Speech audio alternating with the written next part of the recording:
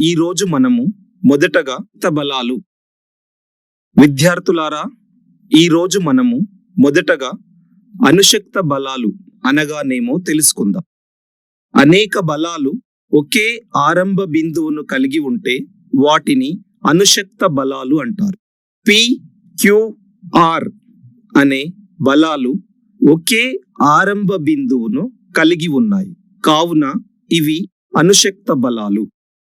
ఈ అణుశక్త బలాలను ఉపయోగించి సమాంతర చతుర్భుజ బల నియమాన్ని మరియు త్రిభుజ బల నియమాన్ని ఎలా రుజువు చేయాలో నేర్చుకుందాం. అలాగే ఇవ్వబడిన రాయి బరువును, ఘనపరిమాణాన్ని, సాంద్రతను ఎలా కనుగొనాలో నేర్చుకుందాం. ఈ ప్రయోగం చేయడానికి అవసరమైన పరికరాలను తెలుసుకుందాం. డ్రాయింగ్ బోర్డ్, 2 కప్పీలు, 3 కొంకి బరువులు, దారం, డ్రాయింగ్ పిన్నులు, కోణమాని, మూలమట్టాలు, మీటర్ స్కేలు. ఒక డ్రాయింగ్ బోర్డును గోడకు సమాంతరంగా అమర్చాలి. దాని మధ్య బిందువు నుండి సమాన దూరాల్లో ఘర్షణ లేని కప్పీలు అమర్చాలి. ఈ కప్పీల మీదుగా పొడవైన దారాన్ని పోనిచ్చి చివరలలో పి, క్యూ అనే 2 కొంకి బరువులు వేలాడదీయాలి. 3వ కొంకి బరువు ఆర్ను ఏబి కప్పీల మీదుగా పోయే దారం మధ్య భాగంలో వేలాడదీయాలి. ఆర్ బరువును కొంత కిందికి లాగి వదిలిన అది ఓ వద్ద నిశ్చల స్థితిలోనికి వస్తుంది. 3 బలాలకు ఆరంభ బిందువు ఓ. ఈ 3 బలాల వల్ల సమతా స్థితిలో ఉంటుంది, కాబట్టి పి, క్యూ, ఆర్ బలాలు అణుశక్త బలాలు. సమాంతర చతుర్భుజ బల నియమం. 2 సదిశలను దిశలోను పరిమాణంలోను ఒక సమాంతర చతుర్భుజం యొక్క 2 ఆసన్న భుజాలతో గుర్తించినప్పుడు అదే బిందువు ద్వారా పోయే కర్ణం ఆ 2 బలాల ఫలిత సదిశను దిశలోను పరిమాణంలోను సూచిస్తుంది. ఇప్పుడు సమాంతర చతుర్భుజ బల నియమాన్ని ఎలా రుజువు చేయాలో నేర్చుకుందాం. పి, క్యూ, ఆర్ అనే తెలిసిన కొంకి బరువులను కప్పీల మీదుగా వేలాడదీయాలి. ఓ బిందువు నిశ్చల స్థితిలోనికి వచ్చిన తరువాత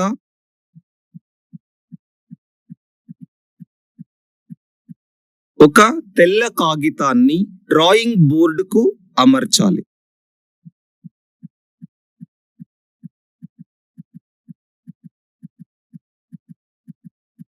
ఒక సమతల దర్పణపు ముక్కను తీసుకొని దారం కింద అమర్చి దారపు ప్రతిబింబాన్ని అద్దపు ముక్కలో చూస్తూ దిశను గుర్తించినప్పుడు దారము, దాని ప్రతిబింబము, కన్ను ఒకే సరళ రేఖలో ఉండునట్లుగా చూస్తూ అద్దానికి అటు ఇటు 2 చుక్కలు గుర్తించాలి.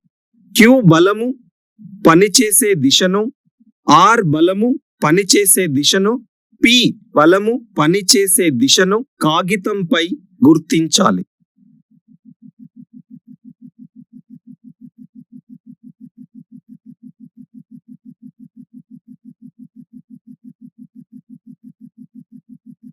పేపర్ను డ్రాయింగ్ బోర్డు నుంచి తొలగించి పి, క్యూ, ఆర్ బలాలను సూచించే రేఖలను పొడిగిస్తే అవి ఓ వద్ద ఖండించుకుంటాయి.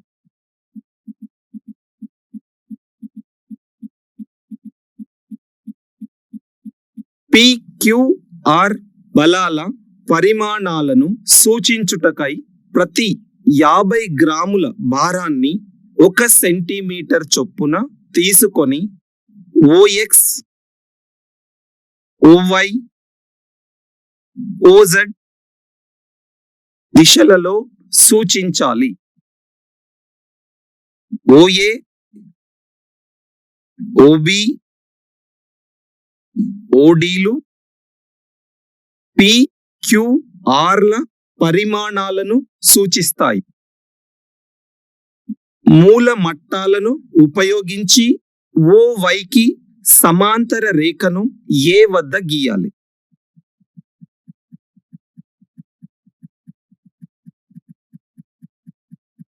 ఓఎక్స్ కు సమాంతర రేఖను బి వద్ద గీయాలి. ఈ రెండు సమాంతర రేఖల ఖండన బిందువు సి.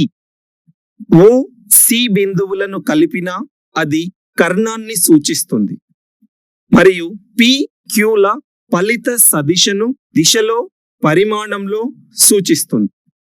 పిక్యూలను గుర్తించిన స్కేలు ప్రకారం ఓసిని మరియు ఓడిని కొలిచి OC is equal to OD అని సరిచూడాలి.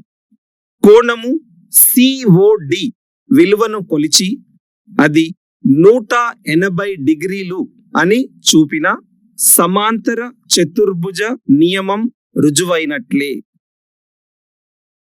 ఇప్పుడు గాలిలో రాయి బరువు W1 సమాంతర చతుర్భుజ నియమాన్ని ఉపయోగించి కనుగొనుటను చూద్దాం. ఆర్ బరువు స్థానంలో ఇచ్చిన రాయిని వేలాడదీయాలి.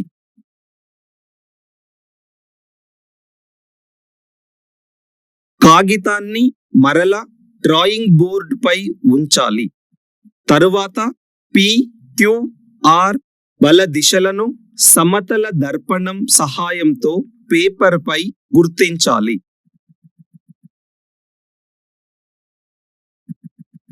పేపరును బోర్డు నుండి తీసి పిక్యూఆర్లను పొడిగించిన ఓ వద్ద ఖండించుకుంటాయి.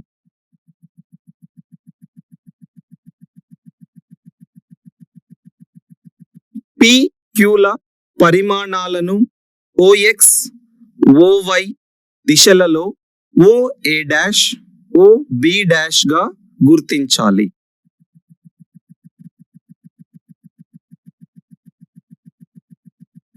స్కేలు పరిమాణం 50 grams is equal to 1 centimeter అని మరిచిపోవద్దు. ఇంతకు ముందు విధంగానే ఓఎక్స్, ఓవైలకు బి డాష్, ఏ డాష్ల వద్ద సమాంతర రేఖలు గీయాలి.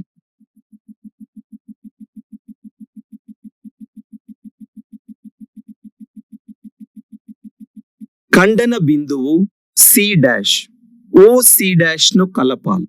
కర్ణం పొడవు ఓ సి డాష్ రాయి బరువును పరిమాణంలో సూచిస్తుంది. ఓ సి డాష్ పొడవును 50 చే గుణించిన గ్రాములలో రాయి బరువు తెలుస్తుంది. సమాంతర చతుర్భుజ బల నియమం నుండి నీటిలో రాయి బరువు W2 కనుగొనే పద్ధతిని నేర్చుకుందాం. ఆర్ స్థానంలో తగిలించిన రాయిని ఒక పాత్రలో తీసుకొనిన నీటిలో పాత్ర గోడలకు తగలకుండా పూర్తిగా మునుగునట్లుగా సర్దుబాటు చేయాలి. పేపరు డ్రాయింగ్ బోర్డ్ పై ఉంచి మరల పిక్యూఆర్ బల దిశలను గుర్తించాలి. ఇంతకు ముందు మాదిరిగా సమాంతర చతుర్భుజాన్ని ఏర్పరచాలి. కర్ణం పొడవు ఓ సి డబుల్ డాష్ కనుగొనాలి.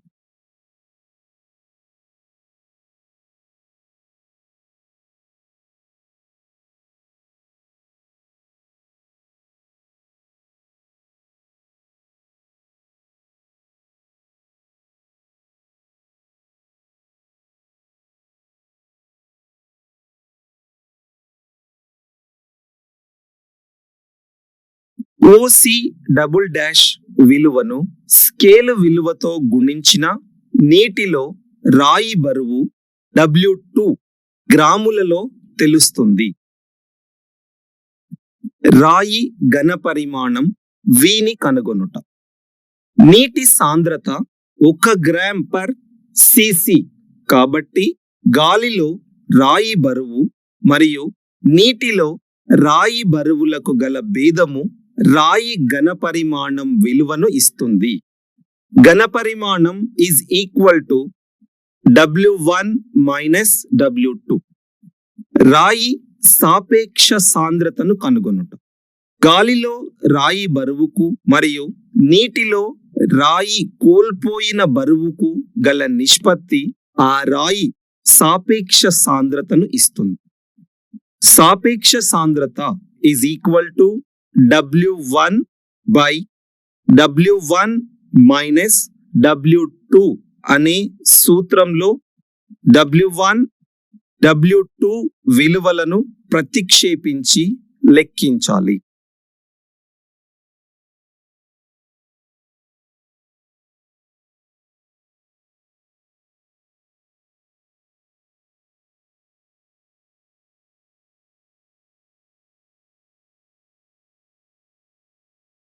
త్రిభుజ బల నియమం ఏమిటో తెలుసుకుందాం.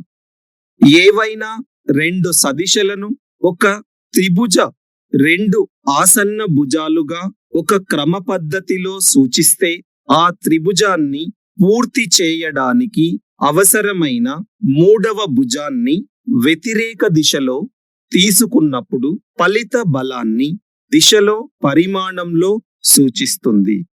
ఇంతకు ముందు మాదిరిగానే PQR అనే తెలిసిన బరువులను కప్పీల మీదుగా వేలాడదీయాలి. R ను లాగి వదిలితే అది నిశ్చల స్థితిలోనికి వస్తుంది. అప్పుడు డ్రాయింగ్ బోర్డుపై కాగితాన్ని ఉంచి ఇంతకు పూర్వం మాదిరిగానే సమతల దర్పణాన్ని ఉపయోగించి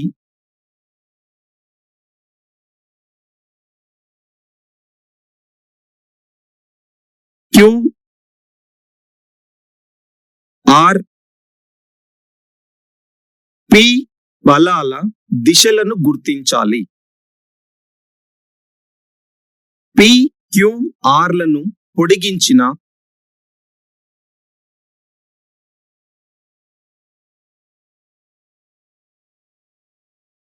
O వద్ద కలుసుకుంటాయి. అప్పుడు OX, OY, OZ భుజాలకు సమాంతరంగా BC, AB, CA భుజాలను మూల మట్టాల సహాయంతో గీయాలి. ABC త్రిభుజం ఏర్పడుతుంది. ఆ త్రిభుజ భుజాల పొడవులు AB is equal to P, BC is equal to Q, AC is equal to R లను కొలవాలి. P by P is equal to Q by Q is equal to R by R అని చూపిన త్రిభుజ బల నియమం రుజువుపరచినట్లే. త్రిభుజ బల నియమం ఆధారంగా గాలిలో రాయి బరువు కనుగొనుట. R బరువు స్థానంలో ఒక రాయిని తగిలించాలి. బోర్డుకు కాగితాన్ని పిన్నులతో బిగించాలి. దారాలు కదలకుండా నిశ్చల స్థితిలో ఉన్నప్పుడు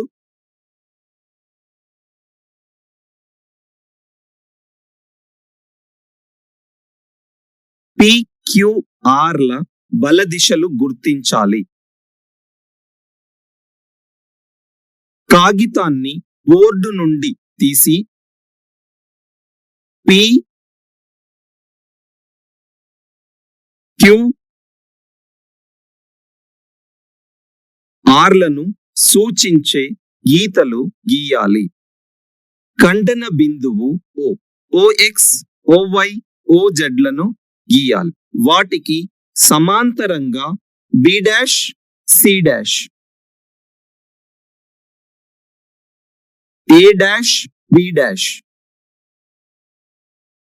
C', A' భుజాలను మూల మట్టాల సహాయంతో గీయాలి. A', B', C' త్రిభుజం ఏర్పడుతుంది. A dash B dash is equal to P dash. B dash C dash is equal to Q dash. C dash A dash is equal to R dash లను కనుగొనాలి. రాయి బరువు W1 by R is equal to P by P dash అనే సూత్రం నుండి W1 is equal to P by P dash into R dash వస్తుంది. దీనిలో P, P dash, R dash విలువలను ప్రతిక్షేపించి W1 ను లెక్కించాలి.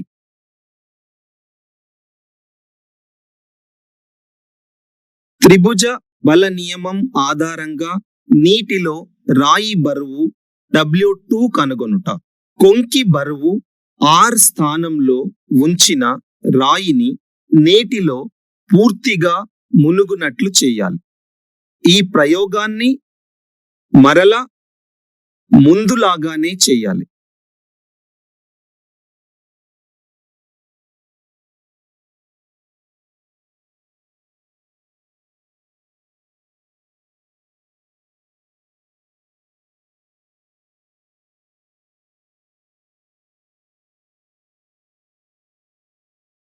త్రిభుజాన్ని ఏర్పరచాలి.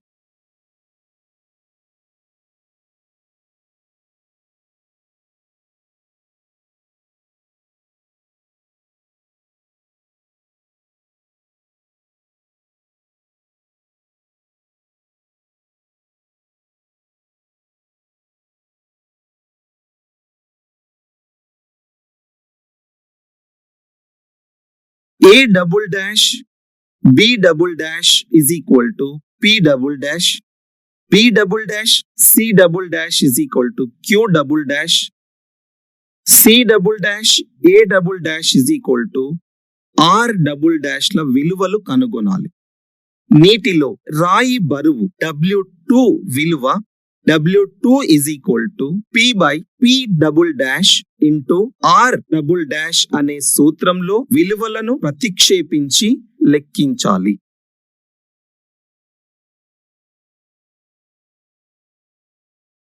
రాయి ఘనపరిమాణం V విలువ. గాలిలో రాయి బరువు W1 మరియు నీటిలో రాయి బరువు W2ల భేదము ఆ రాయి ఘనపరిమాణం ఇస్తుంది. ఘనపరిమాణం is equal to W1 minus W2.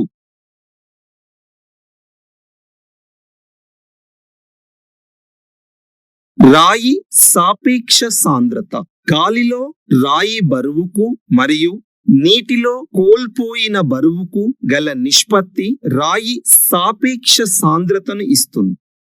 సాపేక్ష సాంద్రత is equal to W1 by W1 minus W2 అనే సూత్రంలో W1, W2 విలువలను ప్రతిక్షేపించి లెక్కించాలి.